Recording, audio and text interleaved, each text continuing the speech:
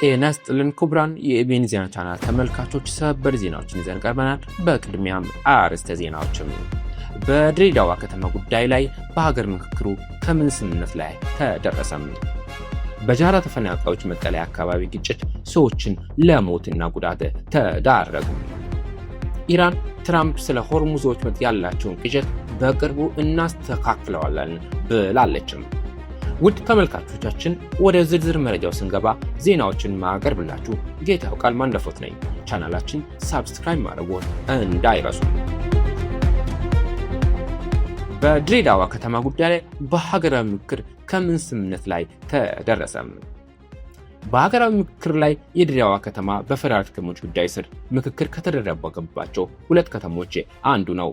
ከኦሮሚያ ክልልና ከሶማሌ ክልል በተወከሉ የምክክሩ አባላት መካከል ከፍተኛ የይገባኛል ክርክር እንደተደረገበትም በምክክሩ ላይ የተሳተፉ ታማኝ ምንጮች ለቢቢሲ ተናግረዋል። ይሁን እንጂ የአዲስ አበባ ከተማ ጉዳይ ሰፊ መናገሪያ መሆኑ የድሬዳዋ ጉዳይ ብዙም ትኩረት እንዳያገኝ አድርጎታልም። የድሬዳዋ ከተማ አስተዳደር በስራ ላይ ባለው የኢትዮጵያ ሕገ መንግስት አይታወቅም። ከተማ የሶማሌና የኦሮሚያ ክልሎች የይገባኛል ጥያቄ የሚያነሱባት በመሆኑ በህግ መሰረት የመጨረሻ ውሳኔ እስካገኝ በሚል በ1985 ዓ.ም ጀምሮ ለፌደራል መንግስት ተጠሪ ሆና ስትተዳደር ቆይታለችም። የከተማን አስተዳደርና ለፌደራል መንግስት ተጠሪ ሆኗ መዋቀሯ የሚደነገው ህጋዊ ሰነድ ማለትም የድሬዳዋ አስተዳደር ቻርተር አዋጅ ቁጥር 416 ህዝባር 1996 የተዘጋጀው ደግሞ በ1996 ዓመተ ምህረት ነው። ቻርተሩ የተዘጋጀው ዘላቂ የሆነ ህጋዊ መፍትሄ እስኪገኝ ድረስ የድሬዳዋ ከተማ ለጊዜው ራሱን በራሱ የሚያስተዳድርበት ህጋዊ መሰረት እንዲኖረው ለማስቻል ስለመሆኑም በአዋጁ መግቢያ ላይ ተጠቅሷል። ይህ ቻርተር በተዘጋጀ ማግስት በቀጣዩ ዓመት በተካሄደው የ1997 ዓመተ ምህረት ምርጫ በኋላ የከተማው አስተዳደር የተለየ ቅርጽ ይዞ ቀጥሏል። ይህ ደግሞ 40-40-20 የስልጣን ክፍል ያካተተ ሲሆን እስካሁን ድረስም በስራ ላይ ያለው ይህ ነው። በቻርተሩ ውስጥ በግልጽ ባልተጠቀሰው በዚህ የስልጣን ክፍል መሰረት የኦሮሞ እና የሶማሌ ተወላጆች 40-40 በመቶ የከተማውን አስተዳደር ምክር ቤትና የካቢኔ ቦታ ሲከፋፈሉ የቀረውን 20 በመቶ በከተማው ለሚኖሩ ሌሎች ብሔረሰቦች እንዲሆን ተደርጓል። የከንቲባነቱን ቦታ ደግሞ የሁለቱ ብሔር ተወላጆች ተራ በተራ እየተፈራረቁ ይይዛሉ።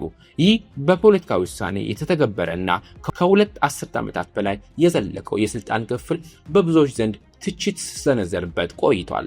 ይህን አካሄድ የሚተቹ የድሬዳዋ ከተማ ነዋሪዎች ቁጥርም ጥቂት የሚባል አይደለም። ከምሁራን በተጨማሪም አስተያየታቸውን የሰጡ 3 የከተማ ነዋሪዎችም የነበረውን የከተማውን አስተዳደር አወቃቀር የሚተቹ ናቸው። በስልጣን ክፍሉ ደስተኛ አለመሆናቸውን ማንነታቸው እንዲታወቅ ያልፈለጉ አስተያየት ሰጪ ለቢቢሲ ተናግረዋል። ይህ አካሄድ የከተማውን እድገት ወደ ኋላ እንዲቀርና የመልካም አስተዳደር ችግር እንዲኖር ከፍተኛ ሚና አለው ይላሉ።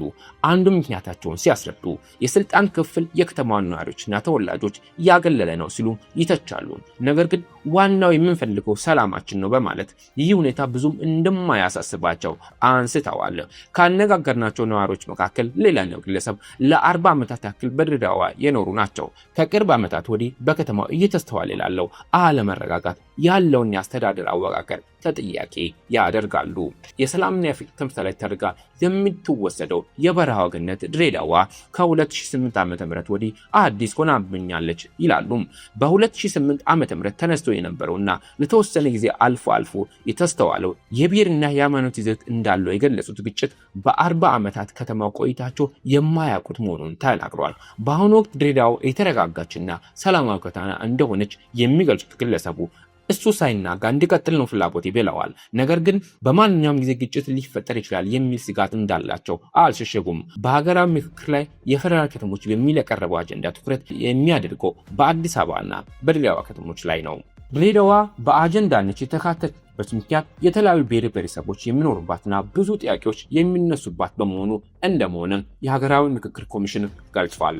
የከተማ ጉዳይ በአጀንዳነት እንዲያዝ ከነዋሪዎች በተጨማሪ በሌሎች አካባቢዎች ነዋሪዎች በስፋት መጠየቁ ለቢቢሲ የተናገሩት የኮሚሽነሩ ዋና ኮሚሽነር ፕሮፌሰር መስፍን አርአያ በመሆኑ ዘላቂ የውሳኔ ምክር ሀሳብ ለተግባር አካላት ቢቀርብ በሚል ከአዲስ አበባ ጋር በአጀንዳነት እንድትቀርብ መወሰኑን አስታውቋል። የድሬዳዋ ጉዳይ የአዲስ አበባን ያክል ባይሆንም ከፍተኛ ጭቅጭቅና ክርክር የተደረገበት ስለመሆኑም በፌደራል ከተሞች አጀንዳ ላይ በንቃት ሲሳተፉ ማንነታቸው እንዲታወቅ ያልፈለጉ ግለሰብ ለቢቢሲ አስረድተዋል። በድሬዳዋ ላይ ብዙም ልዩነት የለም፣ ከሞላ ጎደል በስምምነት አልቋል ያሉት ምንጫችን፣ ነገር ግን የኦሮሚያ ክልልና የሶማሌ ክልል ተወካዮች የእኛ ነች የሚል የጎላ ሙግት አቅርቦ እንደነበረም አብራርተዋል። የኦሮሞ ተወካዮች አፍራንቀሎ የሚባል የኦሮሞ ብሔረሰብ ጎሳ መኖሪያ አካባቢ ስለነበረ ለእኛ ይገባል የሚል መከራከያ አቅርቦ ነበረ። ሶማሌዎቹ ደግሞ ኢሳና ጎርጎራ የሚባል የእኛ ብሔረሰብ ጎሳ አባላት የሚኖሩበት ነበረ ብሎም ተከራክሯል ብለዋል። እኚሁ የቢቢሲ ምንጭም የነበረው ሁኔታ ሲገልጹ በጣም የተካረረ ነበረ በማለት ነው። ይህ ተካሮ የነበረው የሁለቱ ሀገራት ተወካዮች ክርክር እልባት ያገኘው የብልጽግና ፓርቲ ባሳየው አቋም መሆኑን ጠቅሰዋል። ገዢው ፓርቲ አባላቱን በየጊዜው እየተገኘ በማየት መመሪያ ሰጥ እንደነበረም መረጃ አለኝ ያሉት የምክሩ ተሳታፊ በዚህም አዲስ ስምምነት ላይ ደርሷል ብለዋል። ይህንም ተከትሎ ብዙ ክርክር ሲደረግበት ነበር ያሉት የከተማዋ ጉዳይ በስተመጨረሻ በ250 ቡድን ላይ ወደ ስምምነት መምጣቱን ተነግሯል። በዚህም መሰረት ድሬዳዋ ከተማ ተጠሪነቷ ለፌዴራል የሆነ በነዋሪዎች የምትተዳደር የራሷ ፍርድ ቤትና ፖሊስ ያላት በልማድ ይሰራ የነበረው 40 በመቶ ከኦሮሞ 40 በመቶ ከሶማሌ 20 በመቶ ከነዋሪዎች የተወከሉ እንዲያስተዳድሯት የሚለው ቀርቶ በነዋሪዎች የተመረጠ አስተዳደር ይምራት የሚል መግባባት ላይ ተደርሷልን ብለዋል። በድሬዳዋ ላይ የተደረሰው ስምምነትም ወደ 500 ቡድን ያለ ልዩነት በስምምነት ያለፈ አጀንዳ ነው ሲሉም አክለዋል። ስለዚህም ስምምነት ያነሳንላቸው ለ40 ዓመት ያክል በድሬዳዋ የኖሩት አስተያየት ሰጪ ስምምነቱ በምክር ጉባኤ ጸድቆ ቢተገበር ምኞታቸው ነው፣ ነገር ግን ቢጸድቅም እንኳን ይተገበራል የሚል እምነት የላቸውም። በምን ድላችን የሚሉት ግለሰቡ ነባር አካሄዱ በፍጹም ይከራል ብዬ አላስብም ሲሉ ስጋታቸውን ገልጸዋል። ለዚህም ምክንያት ሲሰጡ እነሱ የስልጣን ሽሚያ ላይ ነው ትኩረት የሚያደርጉት ብለዋል። በስራ የምንመርጠውን መሪ ማግኘት ብንችል ቢያንስ ለውጥ ሊመጣ ይችላል ብዬ አስባለሁ። ዋናው የምንፈልገው ሰላምና የኑሮ ውድነትን ማቅለል ላይ የሚሰራ ነው ሲሉም አስተያየታቸውን አጋርተዋል። በአሁኑ ወቅት ምክሩ ወደ መጠናቀቅ መቅረቡን ኮሚሽነሩ ገልጸዋል። ከ8ቱ የሥራ ቡድኖች የተውጣጡ 15 የአጀንዳ ምክር ሐሳብ አጠናቃሪዎች ያጠናቀሩትን የአጀንዳ ሐሳብ የሥራ ቡድናቸው አቅርበዋል። 500 አባላት ካላቸው 8 የሥራ ቡድኖች ከእያንዳንዳቸው የተውጣጡ 15 በድምሩ 120 አባላት ያሉት ቡድኖች ካለፈው ሐሙስ ጀምሮ በሁሉም የሥራ ቡድኖች የተነሱ የአጀንዳ ምክር ሐሳቦችን በማዳመጥ ወጥ የሆነ የምክር ሐሳብ ሰነድ ማቅረባቸውን ሰኔ ነሐሴ 11 2018 ዓ.ም ገልጸዋል። የተደራጁ አጀንዳዎች የቀረቡላቸው 8ቱ የሥራ ቡድኖችም ሐሳብና አስተያየት አክለው የመጨረሻ ሰነድ እንዲያዘጋጁ ለአደራጅ ቡድኖቹ መመለሳቸውንም አስታውቀዋል። በጃራ ተፈናቃዮች መጠለያ አካባቢ ግጭት ሰዎችን ለሞትና ጉዳት ተዳረጉም።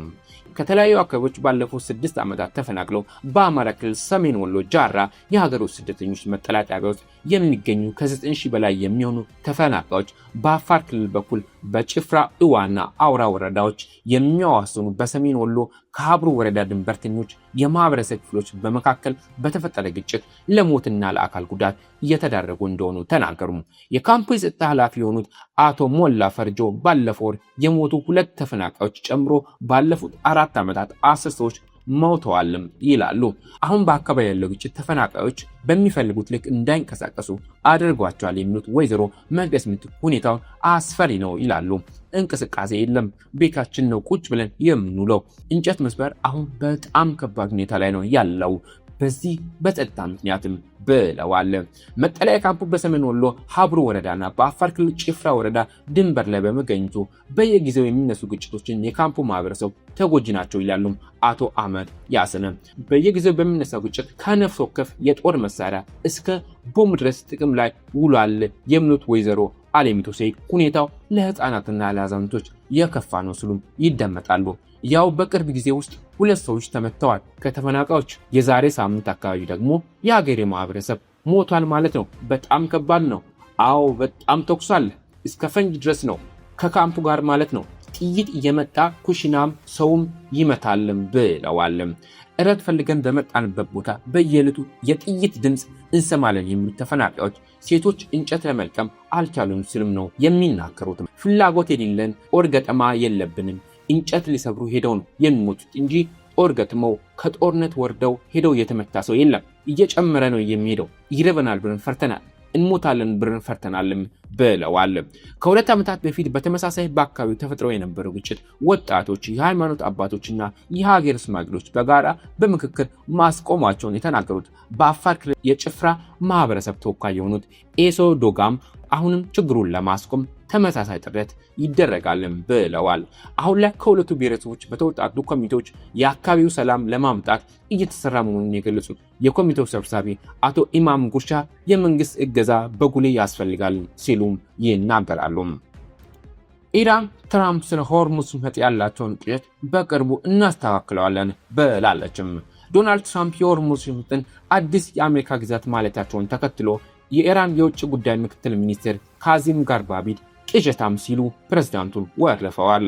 ዶናልድ ትራምፕ የፔርዣን ባህረ ሰላጤ በትክክል መጻፍ እንደተማሩ ሁሉ ስለ ሆርሙዝ ወሽመጥ ያላቸውን ቅዠትም በቅርቡ እናስተካክላለን ሲሉም ጽፈዋል።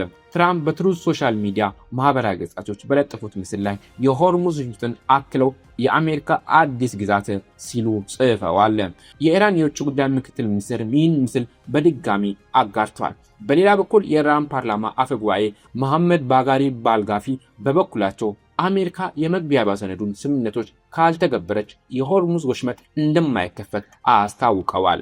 ክቡራን ተመልካቾቻችን ለሰዓቱ ያዝናቸው ዜናዎች ምን ይመስሉ ነበር? ከጥቂት ሰዓታት በኋላ በሌሎች መረጃዎች እስክንገናኝ መልካም ጊዜ እያለን ኢቤን የዜና ቻናልን ላይክና ሰብስክራይብ ያድርጉ። እንዲሁም የደወል ምልክቱን ይጫኑ። አስተያየቶንም በኮሜንት ሴክሽን ላይ ያስቀምጡልን።